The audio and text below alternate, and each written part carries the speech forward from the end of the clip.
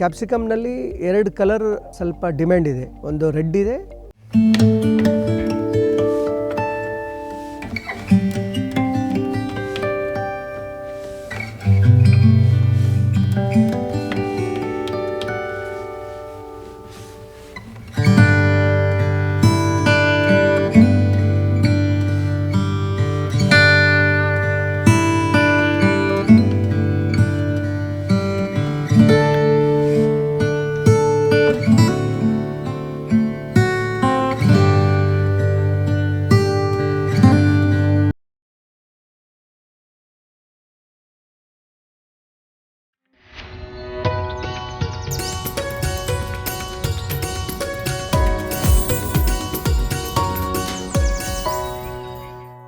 ಬೀದರ್ನಲ್ಲಿ ಸಮೃದ್ಧವಾಗಿ colour capsicum ಬೆಳೆದ ರೈತರಿಗೆ 20 ಲಕ್ಷದವರೆಗೆ ಆದಾಯ ತಂದುಕೊಡೋ ಬೆಳೆ ಕಲರ್ ಕ್ಯಾಪ್ಸಿಕಮ್ನಿಂದ ಒಂದೇ ವರ್ಷದಲ್ಲಿ ಸಾಲ ಮರುಪಾವತಿ. ಕಲರ್ ಕ್ಯಾಪ್ಸಿಕಮ್ ಬೇಸಾಯ ಕೃಷಿ ಖಜಾನೆಗೆ ಸ್ವಾಗತ. ನಾನು ಅಭಿಷೇಕ್ ರಾಮಪ್ಪ.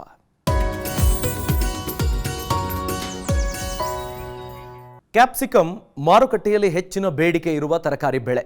ಅದರಲ್ಲೂ ಕೆಂಪು ಮತ್ತು ಹಳದಿ ಬಣ್ಣದ ಕಲರ್ ಕ್ಯಾಪ್ಸಿಕಮ್ಗೆ ಬೇಡಿಕೆ ಮತ್ತು ಬೆಲೆ ಹೆಚ್ಚಿದೆ. ಹಾಗಾಗಿ ಪಾಲಿ ಹೌಸ್ ಇರುವ ರೈತರು ಕಲರ್ ಕ್ಯಾಪ್ಸಿಕಮ್ ಬೆಳೀತಿದ್ದಾರೆ. ಬೀದರ್ನ ರೈತರೊಬ್ಬರು ಕಲರ್ ಕ್ಯಾಪ್ಸಿಕಮ್ ಬೆಳೆದು ಹಲವು ವರ್ಷಗಳಿಂದ ನಿರಂತರ ಆದಾಯ ಪಡೆಯುತ್ತಿದ್ದಾರೆ. ಕಲರ್ ಕ್ಯಾಪ್ಸಿಕಮ್ ಬೆಳೆಯನ್ನ ಲಾಭದಾಯಕವಾಗಿಸಿಕೊಂಡ ರೈತನ ಕುರಿತು ಮಾಹಿತಿಯನ್ನು ತಿಳಿಯೋಣ ಬನ್ನಿ.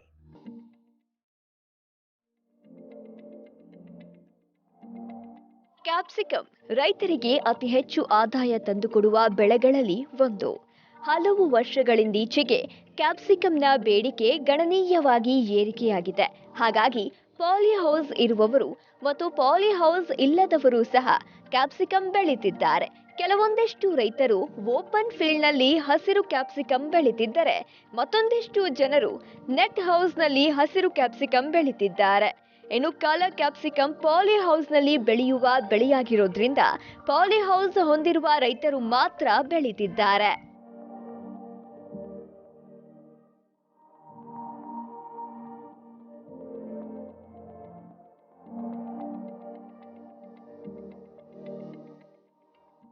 ಕಲರ್ ಕ್ಯಾಪ್ಸಿಕಮ್ಗೆ ಸಾಮಾನ್ಯ ಮಾರ್ಕೆಟ್ಗಳಲ್ಲಿ ಬೇಡಿಕೆ ಇಲ್ಲ.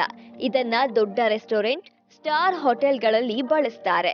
ಹಾಗಾಗಿ ಈ ಕ್ಯಾಪ್ಸಿಕಮ್ಗೆ ಹೆಚ್ಚಿನ ಬೆಲೆ ಸಹ ಸಿಗ್ತಾ ಇದೆ.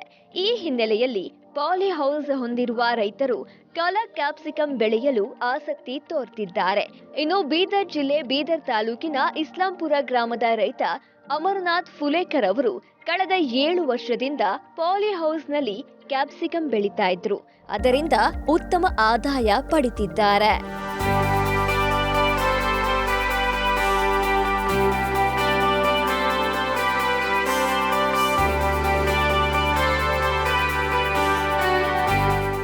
ಅಮರನಾಥ್ ಫುಲೇಕರ್ ಅವರಿಗೆ 22 ಎಕರೆ ಜಮೀನಿದ್ದು, ಇವರು 2010ರಿಂದ ಕೃಷಿಯಲ್ಲಿ ತೊಡಗಿಸಿಕೊಂಡಿದ್ದಾರೆ.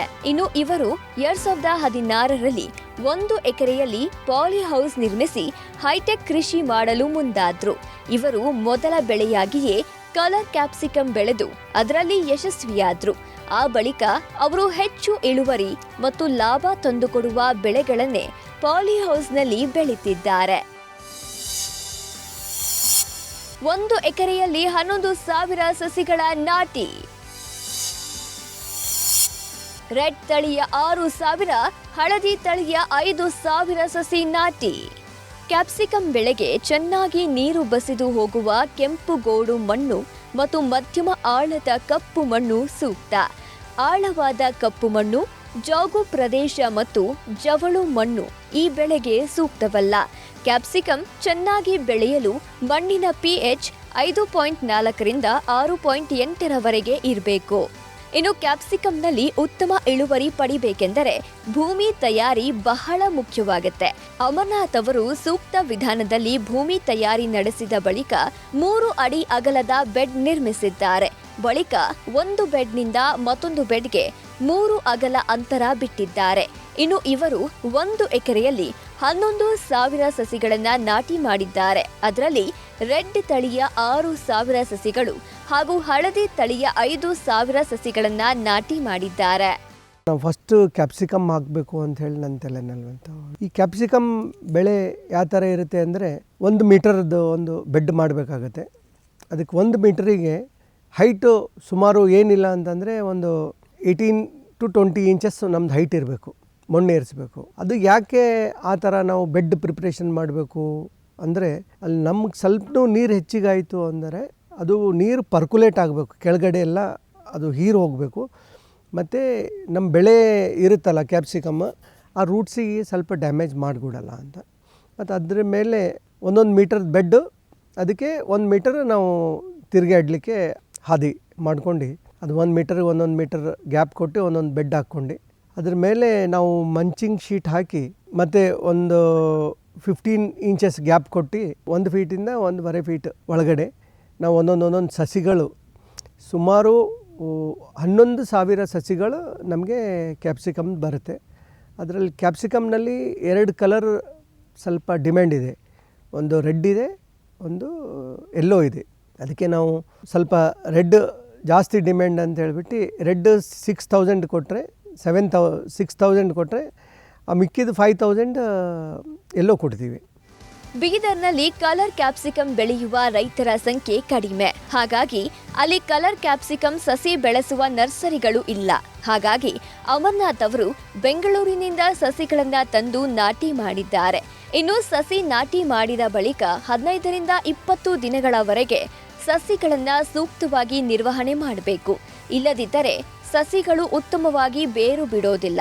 ಸಸಿಗಳು ಉತ್ತಮವಾಗಿ ಬೇರು ಬಿಡದಿದ್ದರೆ ಇಳುವರಿಯಲ್ಲಿ ವ್ಯತ್ಯಯವಾಗುತ್ತೆ. ಹಾಗಾಗಿ ಈ ಅವಧಿಯಲ್ಲಿ ಏನೇನು ನಿರ್ವಹಣೆ ಮಾಡಬೇಕು ಅಂತ ರೈತರು ವಿವರಿಸಿದ್ದಾರೆ.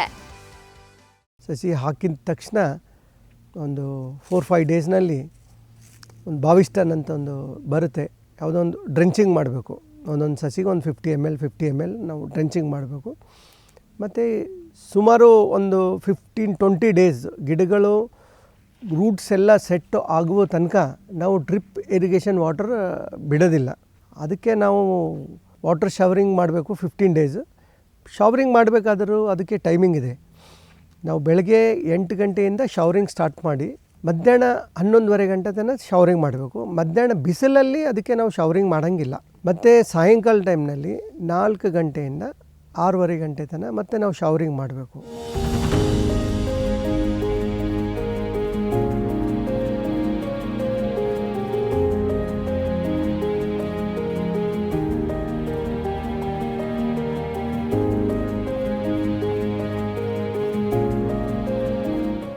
ಕಲರ್ ಕ್ಯಾಪ್ಸಿಕಮ್ನಲ್ಲಿ ಹೆಚ್ಚು ಇಳುವರಿ ಪಡಿಬೇಕಂದ್ರೆ ಶಿಫಾರಸು ಮಾಡಿದ ಪ್ರಮಾಣದಲ್ಲಿ ಗೊಬ್ಬರ ನೀಡಬೇಕು ಹಾಗೂ ರೋಗ ಕೀಟಗಳ ನಿರ್ವಹಣೆ ಮಾಡಿಕೊಳ್ಬೇಕು.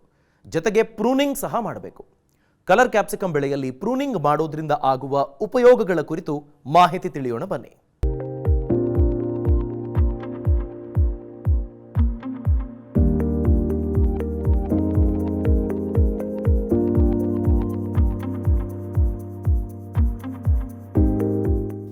ಹೌಸ್ನಲ್ಲಿ ಬೆಳೆಯುವ ಕಲರ್ ಕ್ಯಾಪ್ಸಿಕಮ್ ತಳಿಗಳು ಹೆಚ್ಚು ಎತ್ತರ ಬೆಳೆಯುತ್ತೆ. ಇವುಗಳು ಸುಮಾರು 15 ಅಡಿ ಎತ್ತರ ಬೆಳೆಯುತ್ತೆ. ಅದರಲ್ಲೂ ಕೆಂಪು ಕ್ಯಾಪ್ಸಿಕಮ್ ತಳಿ ಹೆಚ್ಚು ಎತ್ತರ ಬೆಳೆದ್ರೆ ಯೆಲ್ಲೋ ಕ್ಯಾಪ್ಸಿಕಮ್ ತಳಿ ಅಷ್ಟು ಎತ್ತರ ಬೆಳೆಯೋದಿಲ್ಲ. ಇನ್ನು ಕ್ಯಾಪ್ಸಿಕಮ್ ಸಸಿಗಳ ಎತ್ತರವನ್ನ ನಿಯಂತ್ರಿಸಲು ಮತ್ತು ಉತ್ತಮ ಇಳುವರಿ ಪಡೆಯಲು ಪ್ರೂನಿಂಗ್ ಮಾಡಬೇಕು. ಇದರಿಂದ ಕ್ಯಾಪ್ಸಿಕಮ್ ಕಾಯಿಗಳ ತೂಕ 200 ಗ್ರಾಂವರೆಗೂ ಬರುತ್ತೆ. ಎ ಗ್ರೇಡ್ ಕಾಯಿಗಳ ಸಂಖ್ಯೆ ಹೆಚ್ಚಿದ್ದಷ್ಟು ಹೆಚ್ಚಿನ ಲಾಭ ಪಡೆಯಲು ಸಾಧ್ಯವಿದೆ ಅಂತಾರೆ ಅಮರ್ನಾಥ್ ಅವರು. ಸುಮಾರು 100 ಡೇಸ್ ಆಗುತ್ತೆ. 100 ಡೇಸ್ನಲ್ಲಿ ನಾವು ಅದರ ಒಳಗಡೆ ಸ್ವಲ್ಪ ಪ್ರೂನಿಂಗ್ ಮಾಡಬೇಕು. ಯಾವ್ಯಾವ ಬ್ರ್ಯಾಂಚಸ್ ಬರುತ್ತೆ ಅದಕ್ಕೆ ಯಾವಾಗಲೂ ನಾವು ವಿ ಶೇಪ್ ತೊಗೋಬೇಕು. ಅಂದರೆ ಒಂದು ಗಿಡಕ್ಕೆ 2 ಪಂಟಿ ನಾವು ಮೇಲೆ ತೊಗೊಂಡು ಹೋಗಬೇಕು. ಅವು 2 ಪಂಟಿಗೆ ಏನಾಗುತ್ತೆ ಅಂದರೆ ಎ ಗ್ರೇಡ್ ಮೆಟೀರಿಯಲ್ ಬರುತ್ತೆ. ಒಂದು ನಮ್ಮದು ಕ್ಯಾಪ್ಸಿಕಮ್ಮು ಸುಮಾರು 200 ಗ್ರಾಮ್ ಇರಬೇಕದು. 200 ಗ್ರಾಮ್ ಇತ್ತು ಅಂತಂದರೆ ಅದಕ್ಕೆ ನಮಗೆ ಎ ಗ್ರೇಡ್ ಅಂತ ತೊಗೋತಾರೆ. 200 ಗ್ರಾಮ್ ಕೆಳಗಡೆ ಇತ್ತು, 150 ಗ್ರಾಮ್ ಇತ್ತು ಅಂದರೆ ಅದಕ್ಕೆ ಬಿ ಗ್ರೇಡ್ ತೊಗೋತಾರೆ. 150 ಗ್ರಾಮ್ ಮತ್ತು ಕೆಳಗಡೆ ಬಂತು ಅಂದರೆ ಅದಕ್ಕೆ ಸಿ ಗ್ರೇಡ್ ಅಂತ ತೊಗೋತಾರೆ. ಸಿ ಗ್ರೇಡು ನಮಗೆ 30 ರೂಪಾಯಿ ಕೆ ಜಿ ಹೋದರೆ ಬಿ ಗ್ರೇಡ್ 60 ರೂಪೀಸ್ ಹೋಗುತ್ತೆ. ಅದೇ ಎ ಗ್ರೇಡ್ ನಮಗೆ 90 ರೂಪೀಸಿಂದ 110 ರೂಪೀಸ್ ಕೆ ಜಿ ಹೋಗುತ್ತೆ. ಅದಕ್ಕೆ ನಾವು ಮ್ಯಾಕ್ಸಿಮಮ್ ಎ ಗ್ರೇಡಲ್ಲಿ ಕಂಟಿನ್ಯೂ ಆಗಿ ಪ್ರೂನಿಂಗ್ ಮಾಡಬೇಕಾಗತ್ತೆ. ಅದು ಸೈಡ್ ಬ್ರ್ಯಾಂಚಸ್ ಎಲ್ಲ ನಾವು ಕಟ್ ಮಾಡಿ ಕೆಳಗಿಂದ ಎಲೆಗಳೆಲ್ಲ ಯಾವುದು ರೋಗಕ್ಕೆ ಬಾಧೆ ಆಗಲ್ದಂಗೆ ಗಿಡಗಳು ನಾವು ಅದಕ್ಕೆ ಸ್ಟ್ರೇಟಾಗಿ ತೊಗೊಂಡು ಹೋಗ್ಬೇಕಾಗತ್ತೆ. ಅದಕ್ಕೆ ಇದು ವಿ ಶೇಪ್ ತೊಗೋತೀವಿ. ಒಂದು ಸಸಿಗೆ ನಾವು 2 ವಿ ಶೇಪ್ ತೊಗೊಂಡು ಅದಕ್ಕೆ ಕಾಯಿ ಪೂರ 200 ಗ್ರಾಮ್ ಬರುತ್ತೆ ಅದಕ್ಕೆ. ಕ್ಯಾಪ್ಸಿಕಮ್ ಸಸಿಗಳನ್ನು ನಾಟಿ ಮಾಡಿದ 100 ದಿನಗಳ ಬಳಿಕ ಇಳುವರಿ ಆರಂಭವಾಗುತ್ತೆ. ಈ ಹಿನ್ನೆಲೆಯಲ್ಲಿ ಸಸಿ ನಾಟಿ ಮಾಡಿದ 20 ದಿನದಿಂದ 3 ತಿಂಗಳವರೆಗೆ ನಿಯಮಿತವಾಗಿ ಗೊಬ್ಬರಗಳನ್ನು ನೀಡಬೇಕು. ಜೊತೆಗೆ 3 ತಿಂಗಳ ಬಳಿಕ ಕಾಯಿಗಳ ಬೆಳವಣಿಗೆಗಾಗಿ ಸೂಕ್ತ ಪ್ರಮಾಣದಲ್ಲಿ ಗೊಬ್ಬರ ನೀಡಬೇಕು. ಈ ಕುರಿತು ರೈತರು ವಿವರಿಸಿದ್ದಾರೆ. ಕಂಟಿನ್ಯೂ 4 ಡೇಸಿಗೆ ಒಂದು ಸಲ ಸ್ಪ್ರೇ ತೊಗೋಬೇಕು. ಆಫ್ಟರ್ 20 ಡೇಸ್ ಆದಮೇಲೆ ಅದಕ್ಕೆ ನಾವು 3 ತಿಂಗಳ ತನಕ 1 kg ಕ್ಯಾಲ್ಸಿಯಂ ನೈಟ್ರೇಟು 0050, 52-034 ಇವೆಲ್ಲ ಶೆಡ್ಯೂಲ್ ಪ್ರಕಾರ ನಮ್ಮ ಹಾರ್ಟಿಕಲ್ಚರ್ ಆಫೀಸರ್ ಬರ್ಗಿಮಠ್ ಸರ್ ಅವರು ಎಲ್ಲ ಬರ್ಕೊಟ್ಟಿದ್ರು. ಅದೇ ಥರ ನಾವು ಫೀಡಿಂಗ್ ಮಾಡಿದ್ವಿ ಸರ್. ಅಂದರೆ 60 ಡೇಸ್ ಬಾದ್ ಮತ್ತೆ ಇನ್ಕ್ರೀಸ್ ಮಾಡಬೇಕು, ಅದ್ರ ಬಾದ್ 90 ಡೇಸ್ ಬಾದ್ ಮತ್ತೆ ಇನ್ಕ್ರೀಸ್ ಮಾಡಬೇಕು. ಯಾವಾಗ ಫಲ ದೊಡ್ಡದಾಗ್ಲಕ್ಕೆ ಸ್ಟಾರ್ಟ್ ಆಗುತ್ತೆ ಆವಾಗ ಡೈಲಿ 6 kg ನಮಗೆ ಫೀಡಿಂಗ್ ಮಾಡಬೇಕಾಗತ್ತೆ. ಮತ್ತು ರೂಟ್ಸ್ ಮ್ಯಾನೇಜ್ಮೆಂಟ್ಸ್ ಅಂದರೆ ಅದಕ್ಕೆ ಹ್ಯೂಮಿಕ್ ಆ್ಯಸಿಡ್ ಬರುತ್ತೆ, ಹ್ಯೂಮಿಕ್ ಆ್ಯಸಿಡ್ ಬಿಡಬೇಕು. ಪರ್ಫೆಕ್ಟ್ ಅಂತಿದೆ, ಅದು ಸ್ಪ್ರೇ ತೊಗೋಬೇಕು. ಎಲೆಗಳಿಗೆಲ್ಲ ಶುದ್ಧಿ ಮಾಡುತ್ತೆ. 20 ಡೇಸ್ ತನಕ ಶವರಿಂಗ್ ಮಾಡಬೇಕು. ಆಮೇಲೆ ಓನ್ಲಿ 5 ಮಿನಿಟ್ಸ್ ನೀರು ಬಿಡಬೇಕು 1 ಮಂತ್. ಆಮೇಲೆ ಗಿಡಗಳು ದೊಡ್ಡವಾಗ್ತಾ ಇರ್ತಾವಲ್ಲ ಅವಾಗ ಒಂದು 8 to 10 ಮಿನಿಟ್ಸ್ ಅಷ್ಟೇ ನೀರು ಬಿಡಬೇಕು. ನೀರು ಜಾಸ್ತಿ ಹತ್ತಲ್ಲ ಇದಕ್ಕೆ. ನೀರು ಜಾಸ್ತಿ ಆಯಿತು ಅಂತಂದರೆ ಬೇರು ಕೊಳೆ ರೋಗ ಅದೆಲ್ಲ ಬಂದುಬಿಡುತ್ತೆ ಈ ಥರ. ಕ್ಯಾಪ್ಸಿಕಮ್ ಬೆಳೆಯಲ್ಲಿ ರೋಗ ಮತ್ತು ಕೀಟಗಳ ಬಾಧೆ ಹೆಚ್ಚಾಗಿರುತ್ತೆ. ಇದರಲ್ಲಿ ಕಾಡುವ ಪ್ರಮುಖ ರೋಗಗಳು ಮತ್ತು ಕೀಟಗಳೆಂದರೆ ಪ್ರಮುಖ ರೋಗ ಕೀಟಗಳು ಥ್ರಿಪ್ಸ್ ನುಸಿ. ಹಾನಿಯ ಲಕ್ಷಣಗಳು: ಥ್ರಿಪ್ಸ್ ಎಲೆಗಳಿಂದ ರಸ ಹೀರೋದ್ರಿಂದ ಎಲೆ ಅಂಚಿನಿಂದ ಒಳಭಾಗಕ್ಕೆ ಮುರುಟಾಗತ್ತೆ. ಕಾಯಿಗಳಿಂದ ರಸ ಹೀರೋದ್ರಿಂದ ಕಾಯಿಗಳ ಮೇಲೆ ಒರಟು ಗುಳ್ಳೆಗಳಾಗತ್ತೆ. ಹೇನು. ಹಾನಿಯ ಲಕ್ಷಣಗಳು: ಹೇನುಗಳು ಎಲೆಗಳ ಕೆಳಭಾಗದಲ್ಲಿ ಮತ್ತು ಎಳೆ ಕುಡಿಗಳಿಂದ ರಸ ಹೀರುತ್ತೆ. ಎಲೆ ಮುದುಡಿಕೊಂಡು ಗಿಡಗಳ ಬೆಳವಣಿಗೆ ಕುಂಠಿತವಾಗುತ್ತೆ. ಜೇಡ ನುಸಿ. ಹಾನಿಯ ಲಕ್ಷಣಗಳು: ಎಲೆಗಳ ಕೆಳಗೆ ಹೆಚ್ಚಿನ ಸಂಖ್ಯೆಯಲ್ಲಿದ್ದು ರಸ ಹೀರುತ್ತೆ. ಎಲೆಗಳು ಅಂಚಿನಿಂದ ಕೆಳಮುಖವಾಗಿ ಮುದುಡುತ್ತವೆ. ಬಾಧೆ ಹೆಚ್ಚಾದ್ರೆ ಗಿಡ ಕುಬ್ಜವಾಗುತ್ತೆ. ಹಣ್ಣು ಕೊರೆಯುವ ಹುಳು. ಹಾನಿಯ ಲಕ್ಷಣಗಳು: ಮರಿಹುಳು ಕಾಯಿಯನ್ನ ಕೊರೆದು ಅದರ ಒಳ ಸೇರುತ್ತೆ. ಹಾನಿಗೊಳಗಾದ ಕಾಯಿಯಲ್ಲಿ ಹುಳು ತಿಂದಿರುವುದು ಮತ್ತು ಮರಿಹುಳುಗಳು ಹಾಗೂ ಅವುಗಳ ಹಿಕ್ಕೆಯನ್ನ ಕಾಣಬಹುದು. ರೋಗಗಳು. ಸಸಿ ಸಾಯುವ ರೋಗ. ಹಾನಿಯ ಲಕ್ಷಣಗಳು: ರೋಗಕ್ಕೆ ತುತ್ತಾದ ಗಿಡದ ಕಾಂಡ ಕಪ್ಪು ಅಥವಾ ಕಂದು ಬಣ್ಣದಿಂದ ಕೂಡಿದ್ದು ಎಲೆಗಳು ನೆಲಕ್ಕೆ ಬೀಳುತ್ತವೆ. ದುಂಡಾಣು ರೋಗ. ಹಾನಿಯ ಲಕ್ಷಣಗಳು: ರೋಗಕ್ಕೆ ತುತ್ತಾದ ಗಿಡಗಳ ಎಲೆಗಳು ಬಾಡಿ ಗಿಡ ಸಂಪೂರ್ಣವಾಗಿ ಒಣಗತ್ತೆ. ಎಲೆ ಚುಕ್ಕೆ ರೋಗ. ಹಾನಿಯ ಲಕ್ಷಣಗಳು: ವೃತ್ತಾಕಾರದ ಚುಕ್ಕೆಗಳು ಎಲೆಗಳಲ್ಲಿ ಕಾಣಿಸಿಕೊಳ್ಳುತ್ತವೆ. ನಂತರ ಒಂದಕ್ಕೊಂದು ಸೇರಿ ಎಲೆಗಳು ಒಣಗತ್ತೆ. ಎಲೆ ಮುಟುರು ರೋಗ. ಹಾನಿಯ ಲಕ್ಷಣಗಳು: ಹಳದಿ ಮಿಶ್ರಿತ ಹಸಿರು ಬಣ್ಣ ಎಲೆಗಳಲ್ಲಿ ಕಂಡುಬರುತ್ತೆ. ಎಲೆಗಳು ವಕ್ರಾಕಾರವಾಗಿ ಅಥವಾ ಮುಟುರು ಎಲೆಗಳಾಗಿ ಪರಿವರ್ತನೆಯಾಗುತ್ತೆ. ಬಳಿಕ ಗಿಡಗಳ ಬೆಳವಣಿಗೆ ಕುಂಠಿತಗೊಳ್ಳುತ್ತೆ. ಬೂದಿ ರೋಗ. ಹಾನಿಯ ಲಕ್ಷಣಗಳು: ಬೂದು ಬಣ್ಣದ ಮಚ್ಚೆಗಳು ಎಲೆಗಳ ಮೇಲೆ ಕಾಣಿಸಿಕೊಳ್ಳುತ್ತೆ. ಕ್ಯಾಪ್ಸಿಕಮ್ ಸಸಿಗಳಲ್ಲಿ ಕಂಡುಬರುವ ರೋಗಗಳು ಮತ್ತು ಕೀಟಗಳ ನಿಯಂತ್ರಣಕ್ಕೆ 4 ದಿನಕ್ಕೊಮ್ಮೆ ಸ್ಪ್ರೇ ಮಾಡಬೇಕಾಗತ್ತೆ. ಅದರಲ್ಲೂ ಮುಖ್ಯವಾಗಿ ಥ್ರಿಪ್ಸ್ ಮತ್ತು ಮೈಟ್ಸ್ ಅಥವಾ ಜೇಡ ನುಸಿ ಹತೋಟಿಗಾಗಿ ಸ್ಪ್ರೇ ಮಾಡ್ತಿರ್ಬೇಕು. ಡ್ರಿಪ್ ಇರಿಗೇಷನ್ನಲ್ಲಿ ಈ ಥರ ಬಿಡಬೇಕು.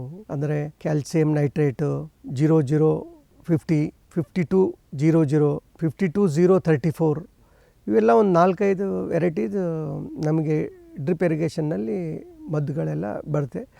ಮತ್ತು ಇದು ಸ್ಪ್ರೇಗೋಸ್ಕರ ಏನಿದೆ ಅಂತಂದರೆ ಡೆಲಿಗೇಟು ಈ ಥರ ಅವು ಒಂದು 5-6 ಕೊಟ್ಟಿದ್ದಾರೆ. ಒಂದು ಸಲ ನಾವು ಸ್ಪ್ರೇ ಮಾಡಿದ್ವಿ ಅಂದರೆ ಅದಕ್ಕೆ ಮತ್ತೆ ನೆಕ್ಸ್ಟ್ 4 ಡೇಸ್ ಬಾದ್ ಮತ್ತೊಂದು ಸ್ಪ್ರೇ ಮಾಡಬೇಕು. ಈ ಥರ ಒಂದು 4-5 ಪರ್ಫೆಕ್ಟ್ ಅಂತಿದೆ, ಡೆಲಿಗೇಟ್ ಅಂತಿದೆ. ಎವ್ರಿ 4 ಡೇಸ್ ನಾವು ಸ್ಪ್ರೇ ತೊಗೊಳ್ಳೇಬೇಕು ಇದರಲ್ಲಿ. ಇನ್ನು ಕ್ಯಾಪ್ಸಿಕಮ್ ಬೆಳೆಯಲ್ಲಿ ನಿರಂತರವಾಗಿ ಕೆಲಸ ಇದ್ದೇ ಇರುತ್ತೆ. ಸಸಿಗಳು ಬೆಳೆದಂತೆ ಅವುಗಳನ್ನ ಎತ್ತಿ ಕಟ್ಟುತ್ತಿರಬೇಕು. ಜೊತೆಗೆ ರೋಗ ಕೀಟ ಬಾಧೆ ಕಂಡು ಬಂದಾಗಲೆಲ್ಲ ಸ್ಪ್ರೇ ಮಾಡಬೇಕು. ಇನ್ನು ಕಾಯಿ ಕಟಾವು ಮಾಡಿ ಪ್ಯಾಕಿಂಗ್ ಮಾಡಲು ಹೆಚ್ಚಿನ ಜನರು ಬೇಕಾಗ್ತಾರೆ.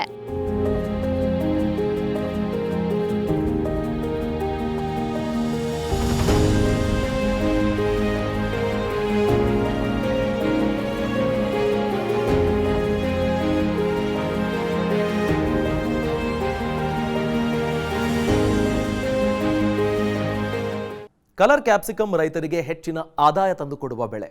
ಕಲರ್ ಕ್ಯಾಪ್ಸಿಕಮ್ ಬೆಳೆಯಲು ಎಷ್ಟು ಖರ್ಚಾಗುತ್ತೆ, ಇದರಲ್ಲಿ ಬರುವ ಆದಾಯ ಎಷ್ಟು, 1 ಎಕರೆಯಲ್ಲಿ ಎಷ್ಟು ಲಾಭ ಪಡೆಯಬಹುದು ಅನ್ನೋದನ್ನ ನೋಡೋಣ ಬನ್ನಿ.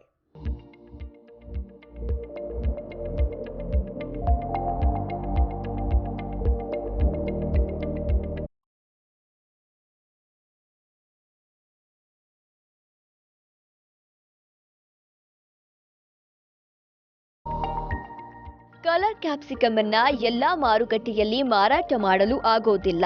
ಹಾಗಾಗಿ ನಗರಗಳಿಗೆ ಹತ್ತಿರ ಇರುವವರು ಈ ಬೆಳೆ ಬೆಳೀತಾರೆ.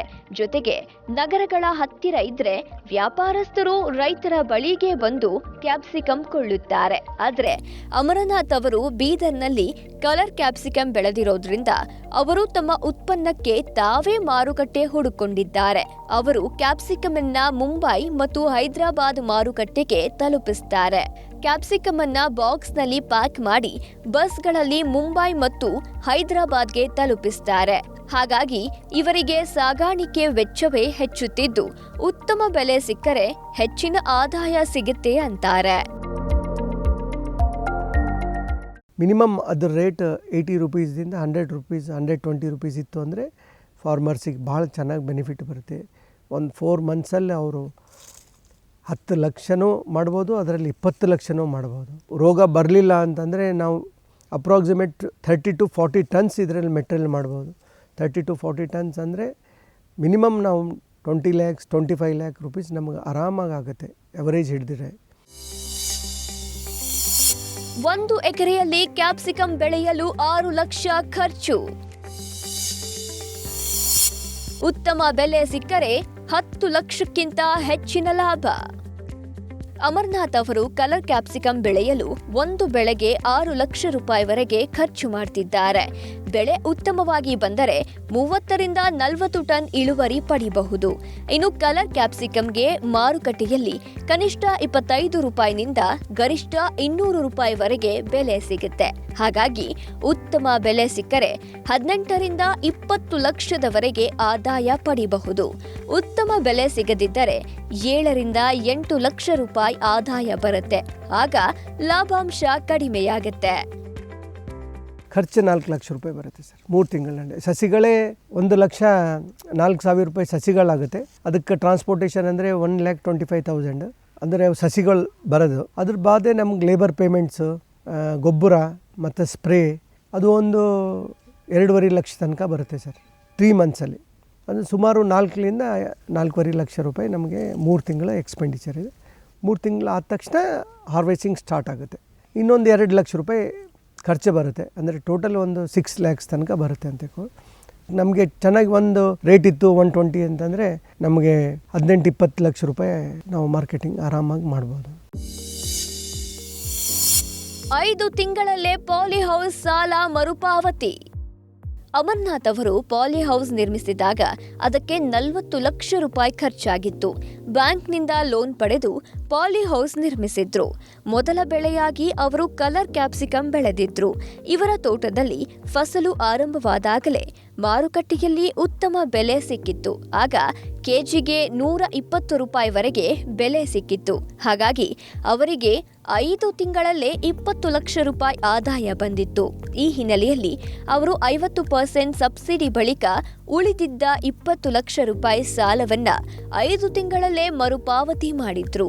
ಈ ಮೂಲಕ ಅವರು ಪಾಲಿ ಹೌಸ್ಗೆ ಹಾಕಿದ ಬಂಡವಾಳ ಮೊದಲ ವರ್ಷವೇ ವಾಪಸ್ ಬಂದಿದ್ರಿಂದ ಮುಂದಿನ ವರ್ಷಗಳಲ್ಲಿ ಅವರು ಹೆಚ್ಚಿನ ಲಾಭ ಕಂಡಿದ್ದಾರೆ.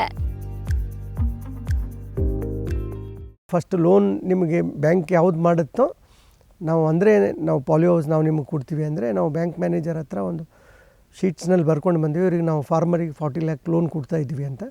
ಅವ್ರಿಗೆ ನಮ್ಮ ಲ್ಯಾಂಡ್ ಮಾರ್ಟ್ಗೇಜ್ ಮಾಡಿದ್ವಿ. ಫಸ್ಟ್ ಟೈಮ್ ನಾವು ಭಾಳ ಲಕ್ಕಿ, ನಮಗೆ 120 rupees kg ಇತ್ತು ಕ್ಯಾಪ್ಸಿಕಮ್.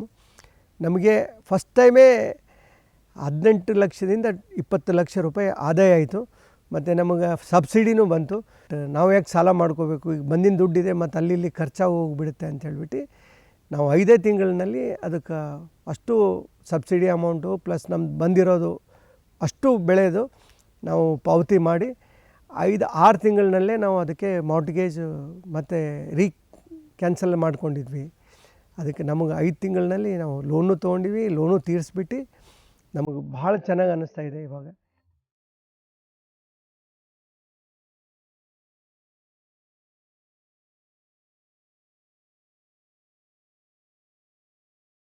ಅಮರ್ನಾಥ್ ಅವರು ಬೀದರ್ನಲ್ಲಿ ಕಲರ್ ಕ್ಯಾಪ್ಸಿಕಮ್ ಬೆಳೆದು ಅದರಲ್ಲಿ ಉತ್ತಮ ಆದಾಯ ಪಡೆದಿದ್ದಾರೆ.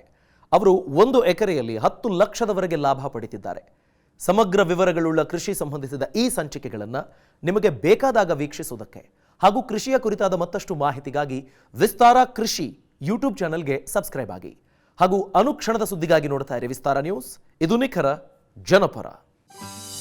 ನೀವು ವಿಶೇಷವಾದ ಬೆಳೆ ಬೆಳೆದಿದ್ರೆ, ತಂತ್ರಜ್ಞಾನ ಅಳವಡಿಸಿಕೊಂಡು ಕೃಷಿ ಮಾಡ್ತಾ ಇದ್ರೆ, ಮಾದರಿ ಕೃಷಿಕರಾಗಿದ್ರೆ ವಿಸ್ತಾರ ನ್ಯೂಸ್ ತಂಡವನ್ನು ಸಂಪರ್ಕಿಸಿ ನಿಮ್ಮ ಗೆಲುವಿನ ಗುಟ್ಟನ್ನು ನಮ್ಮ ಜೊತೆ ಹಂಚಿಕೊಳ್ಳಬಹುದು. ವಿಳಾಸ ವಿಸ್ತಾರ ನ್ಯೂಸ್, ನಂಬರ್ 1, 2 ಹಾಗೂ 4ನೇ ಮಹಡಿ, the new Indian express building, 2 ಹಾಗೂ 3ನೇ ಬ್ಲಾಕ್, ಕ್ವೀನ್ಸ್ ರಸ್ತೆ, ಬೆಂಗಳೂರು 560001. Phone number 9606942030. ಇಮೇಲ್ ವಿಳಾಸ program@vistaranews.com.